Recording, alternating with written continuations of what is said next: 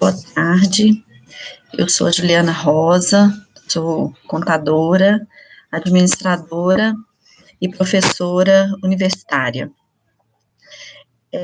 Eu venho abordar alguns temas sobre o papel do contador e do auditor frente ao atual cenário mundial, ou seja, diante da pandemia da Covid-19.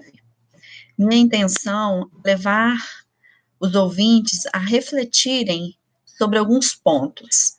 Nesse sentido, eu vou abordar o primeiro ponto que eu gostaria de chamar a atenção em relação ao papel do contador, a importância do contador no atual cenário, né? O contador, ele tem o papel de dar alternativas de negócio aos usuários da contabilidade, aos seus clientes, aos diversos stakeholders.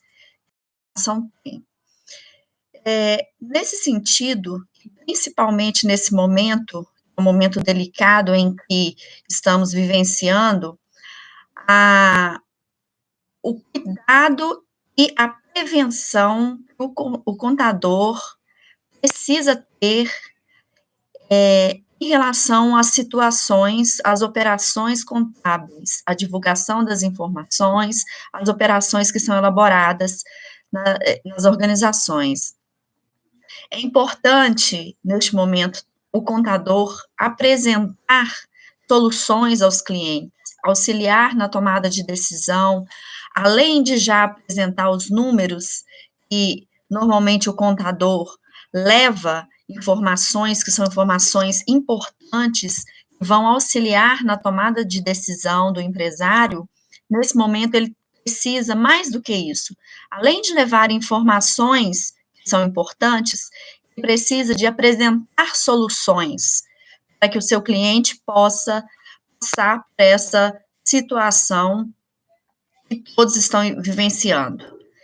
Nesse momento, então, um fator que é de extrema importância é tanto o contador quanto ao auditor ter prudência com as suas operações. Os níveis de incerteza, eles estão muito grandes, e nós não podemos deixar de reconhecer que essas incertezas geram riscos para a organização, riscos para as operações das organizações. Então, é preciso achar um divisor de águas entre até que ponto esse risco pode influenciar a organização.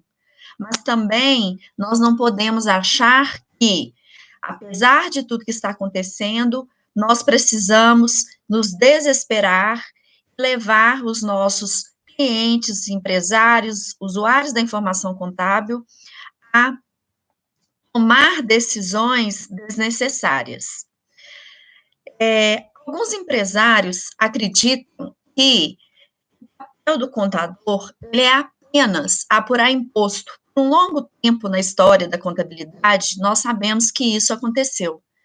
Esse cenário ele vem mudando, né, e ele precisa de ser mudado, porque o contador ele exerce muito mais do que isso, né? Ele é um fator, né, uma pessoa importante dentro do processo de tomada de decisões da organização. Um bom clichê é dizer que os profissionais de contabilidade, eles estão para a saúde das empresas, assim como o médico está para a saúde das pessoas, né? Nós, contadores, nós cuidamos da saúde das organizações, e se não dermos o remédio certo, no momento certo, esse paciente, que no nosso caso são as empresas, pode não sobreviver, né, e chegar aí a um processo de falência, um processo de descontinuidade. É claro que não existe uma receita pronta, não existe um remédio único para os vários problemas, os diversos problemas das empresas e dos usuários das informações contábeis. Cada empresa, né, de acordo com o seu porte, de acordo com o seu segmento, tem um remédio próprio, né, tem um momento certo, uma dose certa, para resolver os problemas da organização de uma maneira assertiva, e que essa solução de problemas, esse remédio, ele não mate a empresa. Uma dose excessiva de remédio pode matar as organizações, né? Assim como na saúde pode matar um paciente. Então, o contador, ele precisa ser preventivo, né, e apresentar as melhores alternativas, a melhor solução para o seu cliente.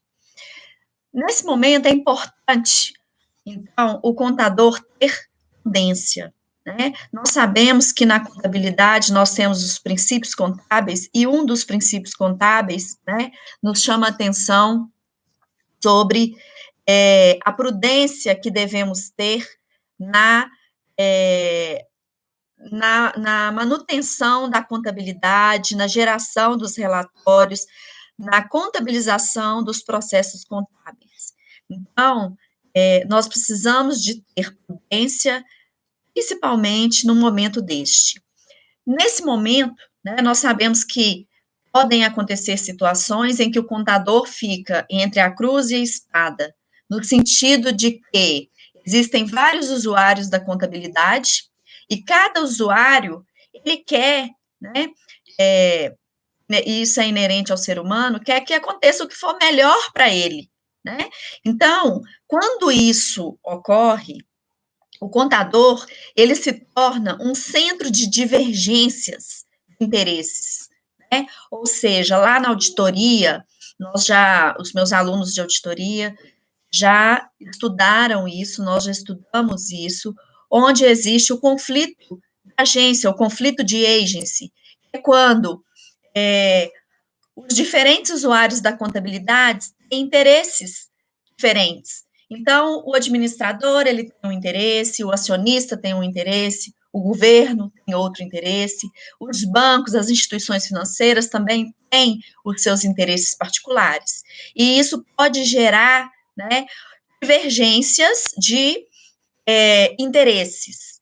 O contador, ele fica nesse cenário onde ele precisa auxiliar esses diversos usuários da contabilidade com diversos interesses.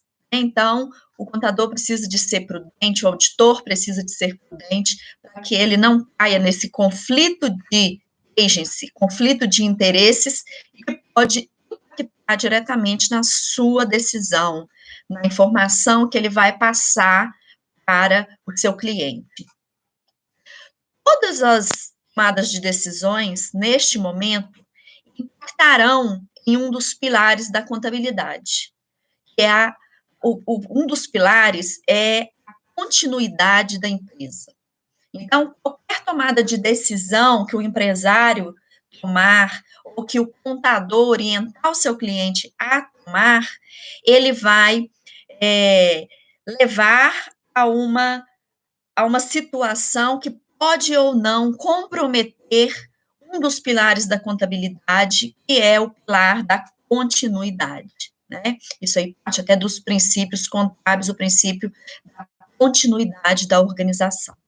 O primeiro ponto que eu gostaria de abordar é sobre essa questão do papel do contador, né? Nós não podemos fechar os nossos olhos, nós não podemos também nos deixar levar pelos conflitos de interesses. Nós precisamos ser assertivos nas tomadas de decisões, na geração de informações para os nossos clientes.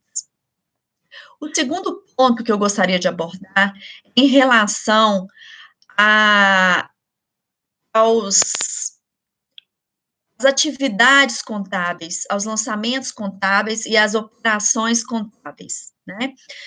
Auditores, estejam atentos, né? Porque diante dessa situação, a legislação, ela permitiu que os balanços patrimoniais, as demonstrações contábeis ainda não divulgadas, pudessem ser postergadas. Então, para aquelas organizações que ainda não divulgaram as suas demonstrações contábeis, né, não tornaram públicas as suas demonstrações contábeis, é necessário que se faça uma revisão dessas demonstrações contábeis. Nós sabemos que movimentações de 2019, o exercício de 2019, ele já aconteceu, né? Nós, contadores, trabalhamos com o princípio da competência. Nós não podemos alterar informações referentes ao exercício passado, a 2019. Mas nós podemos e devemos, contadores e auditores, precisamos rever as demonstrações contábeis, as divulgações das demonstrações contábeis, se ainda não foram feitas, nós precisamos de verificar a veracidade e a transparência das informações que constam nas demonstrações contábeis. Daí o papel do auditor e o papel do contador nesse cenário. O auditor, ele precisa analisar os riscos, analisar, né, os riscos inerentes às diversas operações, os riscos que foram causados por essa pandemia, quais são os prováveis riscos? Né? A empresa pode ter um risco de queda de receita, ela pode ter um risco de recebíveis, risco em relação ao dólar, né, a moeda, que é uma situação externa, né, mas que impacta diretamente dentro das organizações. Ela pode e deve, né, o auditor pode e deve verificar os riscos inerentes aos processos internos da organização, aos controles internos, os riscos de perdas dos estoques, né, obsolescência dos estoques. Então, existem vários riscos, né? É preciso lembrar que cada segmento, cada porte de empresa tem um risco. E é fundamental, né, que o contador e que o auditor analise cada risco, né, para que o seu cliente, né, não fique prejudicado, para que ele não divulgue informações equivocadas. Todos esses riscos podem e devem ser evidenciados nas notas explicativas. Nós sabemos que as notas explicativas fazem parte, né, das informações das demonstrações contábeis e nós precisamos utilizá-las no momento que é oportuno. Vejo que nesse momento, onde existem vários riscos que podem ser identificados dentro da organização, o auditor, juntamente com o contador, né, e a administração da organização, precisa evidenciar esses riscos. Então, é importante usar adequadamente as notas explicativas para esclarecer informações aos usuários, aos diversos usuários da contabilidade, né? Mesmo que o balanço seja referente ao exercício de 2019, é importante evidenciar, é importante mencionar a NBC-TA 560 nos traz os eventos subsequentes, né? O que são eventos subsequentes? São aqueles eventos que chegaram ao conhecimento do auditor independente após a data do seu relatório. Ou seja, o auditor ele recebeu as informações após a data que ele emitiu o seu relatório. Porém, foi antes da divulgação das demonstrações contábeis. Então, se aquelas informações que chegaram até o auditor, elas ainda não foram divulgadas, é importante que seja feita uma verificação, uma revisão, né, para que o auditor faça uso dessa NBC 560. Né? O auditor independente, ele não tem a obrigação de executar nenhum procedimento de auditoria em relação às demonstrações contábeis após a data do seu relatório. Entretanto, se após a data do seu relatório, antes das demonstrações contábeis serem divulgadas, o auditor tomar conhecimento de que existem fatos que podem influenciar, fatos que podem impactar na tomada de decisões por parte dos usuários da contabilidade, com base naquela informação que foi divulgada, ele precisa de rever essas informações. É importante que o auditor discuta o assunto com a administração da empresa, com os responsáveis pela governança corporativa da organização. Nós sabemos, também já estudamos na disciplina de auditoria, que a governança corporativa ela tem um papel de trazer uma transparência, um maior disclosure, ou evidenciação das informações contábeis. Então, é importante que o auditor faça essa verificação junto, né, faça essa análise junto com a administração da empresa. É importante que ele também, juntamente com o contador, defina quais são as demonstrações contábeis que precisam ser alteradas, quais são as informações que necessitam de alterações.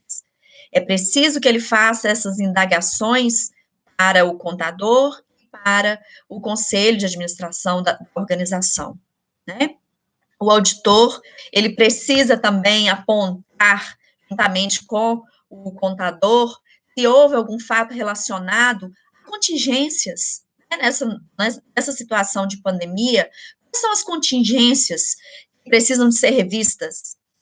Houve algum fato, algum elemento importante, né, que precisa de ser revisado, que precisa de fazer melhor estimativa ou então melhores provisões nas demonstrações contábeis? Houve algum evento relevante para a recuperação dos ativos, né? Então, eu trago aqui, além disso, alguns pontos de atenção que eu não vou destrinchar, e nem é esse o objetivo desse vídeo, né? Mas só trazer como ponto de atenção, né?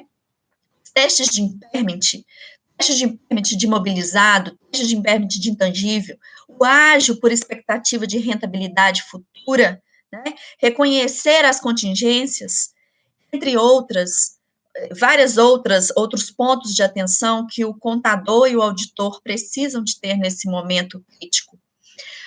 Um outro ponto importante, principalmente para empresas, sociedade anônima de capital aberto, necessário rever, né, fazer uma revisão das informações trimestrais, o IR, né, que são as informações que são divulgadas.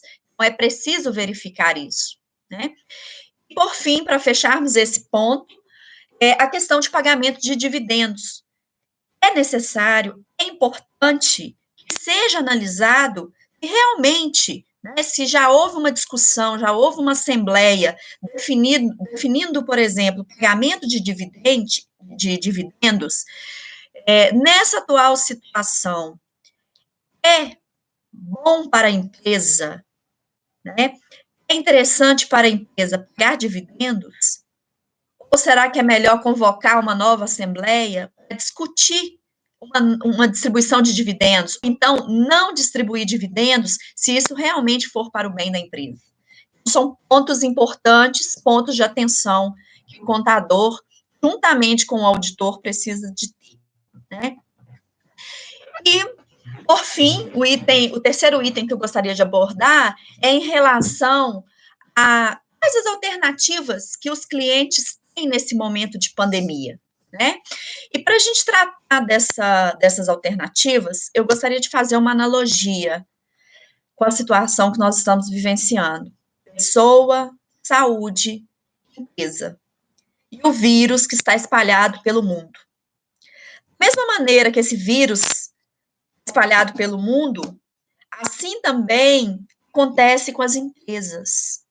No sentido de que algumas empresas, assim como as pessoas, algumas vão desenvolver a doença, não vão suportar esse momento. Outras, não. Outras empresas não terão impacto, né? Não sofrerão impacto dessa situação. Então, como lidar com tudo isso, né?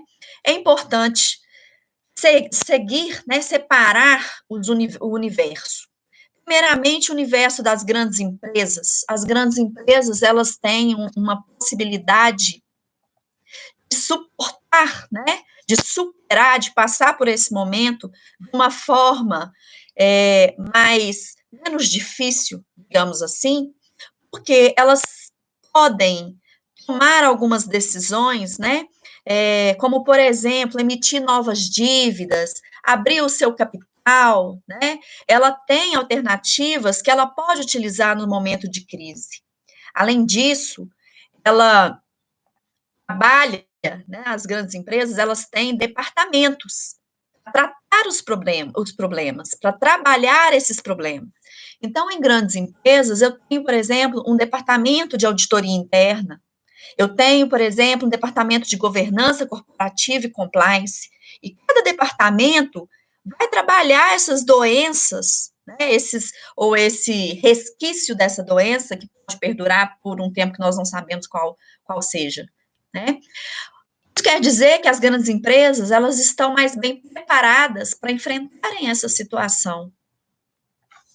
Nesse caso, né, é necessário que essas empresas revejam as questões de controles internos, transparência nas informações divulgadas nas demonstrações contábeis, daí a importância da auditoria nos processos, além das reuniões do comitê de auditoria para fazer as discussões necessárias, as discussões que impactam nos relatórios das empresas, como no relatório da administração, como no relatório do auditor, né, e outros relatórios que as empresas utilizam.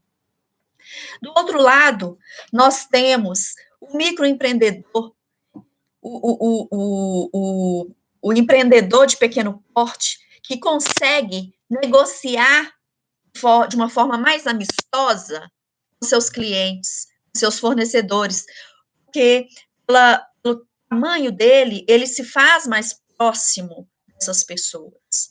Então, aí ele consegue solicitar que cada parte ceda um pouco, para conseguir conviver, para conseguir passar por essa crise. A grande questão, como nós temos o grupo de risco na saúde, nós temos também os grupos de riscos lá nas organizações, que são as pequenas empresas. Essas pequenas empresas, elas são responsáveis pela maior taxa de empregabilidade no país. Nessas empresas, os recursos de giro estão escassos. E assim, eles não conseguirão, como as grandes empresas conseguem, emitir novas dívidas. Vai querer comprar dívida de uma empresa que não tem uma certa segurança, uma certa estabilidade no mercado, né? Bom, então, aí nós temos algumas medidas que podem ser adotadas pela empresa. A primeira delas, negociação ou renegociação da dívida. Tentar sentar com os fornecedores e negociar, assim como as pessoas físicas estão fazendo, assim como nós estamos fazendo, né? Negociando as nossas dívidas, negociando a mensalidade da escola, a mensalidade da van, a mensalidade de uma prestação, né, de um imóvel, assim como nós estamos negociando com os nossos credores, as organizações também precisam de fazer essa negociação, adequar o seu fluxo de caixa, né? Então, essa medida é como se fosse um chazinho caseiro, né? Uma medida não onerosa, mas transparente, e o pequeno empreendedor, microempresário precisa de. Caso essa negociação ela não seja eficiente, existem outras medidas, as medidas judiciais, como, por exemplo, uma recuperação extrajudicial. Essa recuperação extrajudicial, ela traz uma segurança jurídica para as organizações. É um tipo de negociação menos onerosa, é um processo mais tranquilo, né? Seria uma dose mais forte que aquele chazinho que eu mencionei anteriormente, mas também seria um remédio, né, que nós podemos dizer, de tarja preta, né? Então, é algo mediador. Outra medida é a recuperação judicial. É uma opção que é prevista em lei, né, para as micro e pequenas empresas de pequeno porte. Elas podem solicitar uma recuperação judicial simplificada.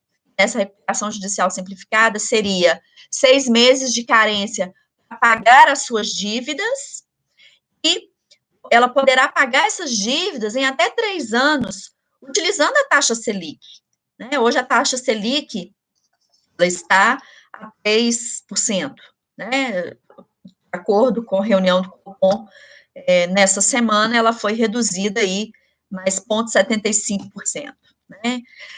Outro ponto, né, se a empresa não é uma empresa de micro e pequeno porte, ela pode solicitar recuperação judicial, que é uma dose mais forte, um remédio mais amargo, pode ter vários efeitos colaterais. Então, na hora que o empresário, o empreendedor decidir optar, solicitar essa dose mais forte, né, ele precisa de ter certeza certeza de que aquela é a melhor alternativa, porque não terá volta.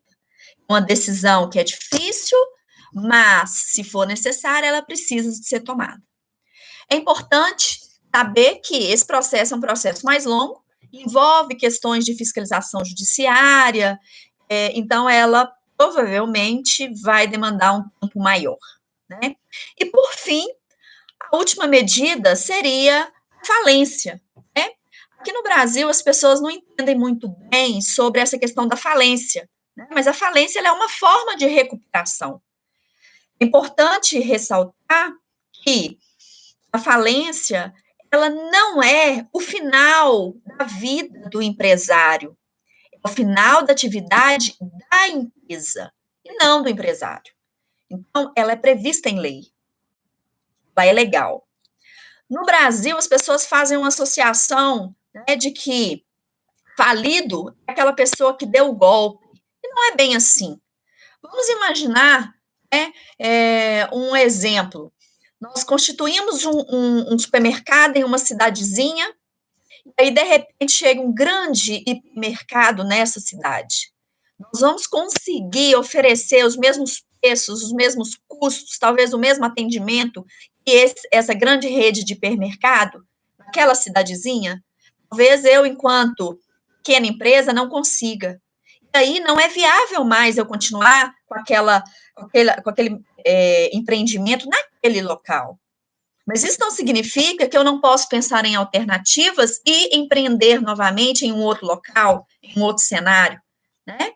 Então, é importante que se tenha em mente que a falência é o final do negócio, não é o final do empresário, não é o fim do empresário, né?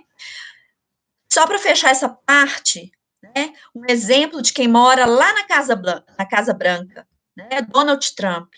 Ele faliu 4 vezes, ele continua sendo um grande empresário. Ele chegou aonde ele chegou. Então, é um fato para a gente pensar, né? E, por fim, pessoal, eu quero dizer, né, diante de toda essa situação, que existe um remédio certo, na dose certa, para cada sintoma. A empresa precisa avaliar melhor qual é a alternativa ideal para ela naquele momento. Não tem como a empresa querer tomar o mesmo remédio que foi indicado para aquela dorzinha de cabeça, né, do seu colega que também é empresário. Ele precisa de avaliar qual é o diagnóstico da sua empresa, qual a situação da sua empresa para que você possa receber o remédio certo na medida certa, né? As empresas, elas não podem ser como as pessoas, que na primeira dor de cabeça já quer ir para o hospital, já quer tomar remédio, já quer ficar internado, quer ficar na UTI, porque está com simples dor de cabeça. Mas também não pode ser o contrário, né? Não podemos deixar de prestar atenção. Uma pequena dor de cabeça, mas essa dor de cabeça, ela pode causar outras situações que pode piorar, que pode não ter cura, e levar as pessoas, assim como as empresas, a morrerem. Muita atenção.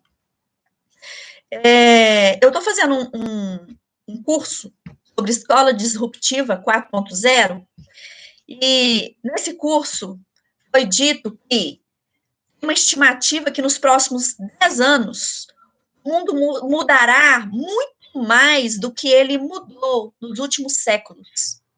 De igual modo, todos os segmentos da vida em sociedade estão sendo revolucionados, sem que haja a possibilidade de resistência. Não adianta nós não querermos acompanhar a tecnologia, acompanhar as situações. Nós precisamos o quê? Resistir. Precisamos nos reinventar. Nesse sentido, não é pertinente, né, interessante acharmos que o trabalho está sendo extinto. Pelo contrário, ele está sendo transformado, está sendo modificado. E o papel do contador deixa de ser apenas um escriturador de livros contábeis e passa a ser de apresentar soluções para o seu cliente. Esse é o papel do profissional contábil. Em resumo, o caminho se faz caminhando. Agradeço pela oportunidade, um grande abraço.